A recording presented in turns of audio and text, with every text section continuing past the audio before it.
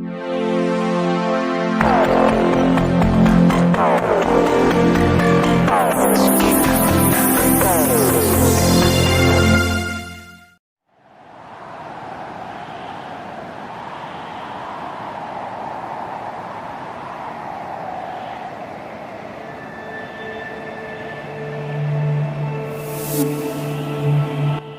was once a sweet little girl who lived in a pretty little cottage at the end of the village.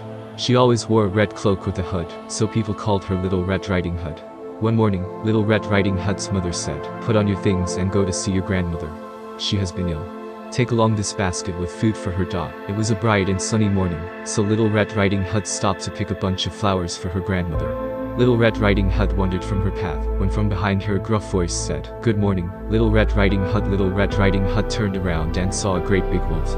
"Where are you going, Little Red Riding Hood?" "I am going to my grandmother, who's ill, Mr. Wolf." Then Mr. Wolf said, "Good morning," instead of. After walking for a while, the wolf reached Little Red Riding Hood's grandmother's house. He opened the door and walked in, where the grandmother lay in bed.